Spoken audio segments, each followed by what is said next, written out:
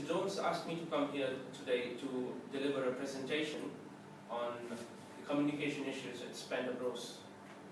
Okay, so here I begin. Yes, carry on, my friend. That's First of all- good graphics. Yeah, first of all, let me discuss about the business communication. Business communication is the most important part of business. Now, if we have a bad communication system in our company, it's probably likely to collapse. It is. Now, I'd like to tell you. That's nice, isn't it? I'd like to tell you what business communication is all about. This is actually the basic model. It starts from the source and then goes to the medium, and through the medium it goes to the receiver. The source is the one who sends the information out, or a message out to the person. The medium is like either through telephone or email. This is the way they send the message, and the receiver is the one who receives the message. And if we don't follow all these rules and the proper feedback on a proper time, it's probably likely to end up like this. Messy noise in between It is. that would destroy the communication process, and a late feedback or improper feedback would probably end the whole thing. So now I'd like to speak about barriers to communication. Very nice, very professional. The barriers to communication include the poor structure to communication, a weak delivery, the use of the wrong communication medium, a mixed message, probably quality of information sent. It depends on the quality of information sent. In the sense, if the quality of information sent is really wrong, then it might get people might get mixed messages and it might not come off well. And then there is poor listening skills, inadequate and untimely feedback, and so on. And now I'm going to speak about what happened exactly last week.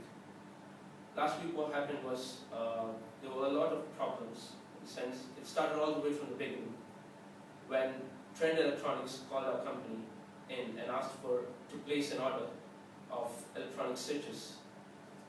That time what happened was the telephonist very unprofessionally delivered the message, transferred Trend Electronics call to the sales manager. But unfortunately, the sales manager was not there, and the telephonist did not keep track of whether he was there, available or not. Because of that, Trend Electronics had to wait for 10 minutes in order to he had to wait for 10 minutes so that he could get reverted back to the telephonist. And that's when the telephonist said that he was not available for that. And this shows that the telephonist made a weak delivery and the knowledge and expertise of the telephonist, because she worked quite unprofessionally. And then we're going to speak about what the sales manager did. The sales manager made a big mistake by, first of all, he did the right thing. He answered the call, he called them back, and then he took the order, he jotted down the details, everything was proper, and at the same time, the same day later, he sent the details to the production manager. But what mistake he did was, he forgot to inform the manager that it was important and it was a matter of urgency that they receive the feedback immediately. So the production manager took it lightly, and he took up to 3 days to get feedback and to give back the quotation of the details of the switches. And that's when the production manager, this shows that the lack of quality of information sent by the sales manager, which is really bad. They did not give important details like it was urgent. These are details which are supposed to be kept in mind very often. And the production manager hence had to delay sending the information because he did not find it immediate or urgent. And then what happened was the Trend Electronics called our company, and after calling our company, they asked where was the feedback. We made a big problem in that. So when they asked for the feedback, what happened was the sales manager forgot to jot down the details, to take down the details of the order, make a copy of it.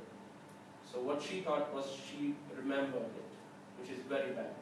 You're not supposed to remember something, you're supposed to make it all in an orderly fashion. You're supposed to have a copy of the order placed so that we can deliver the right information to them. So what the sales manager did was, thinking that she remembered everything, she sent in the wrong details, okay, the wrong switch information to the manager, to the Trend Electronics, and hence we lost a contract worth £20,000, which is a big loss for our company.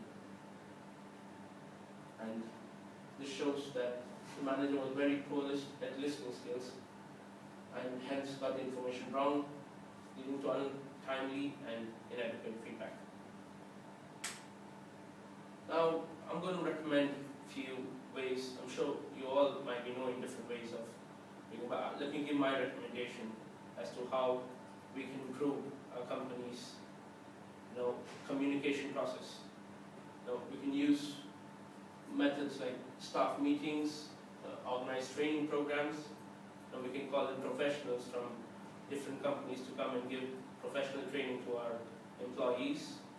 We can organize, constant checkups, monitor calls taken by the telephonists so that we can improve the quality of, information taken and sent, and we can avoid information overload to the other employees. So, they won't be in proper, they won't be overloaded with information, and that's a bad thing.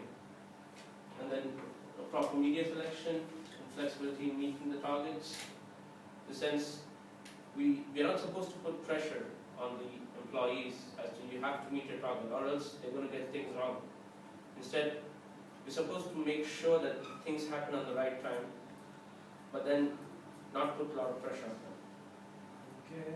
So what my conclusion is that it would be better if we prepare better communication skills, teach our employees as soon as they enter inside the company, give them continuous feedback as to what they're doing,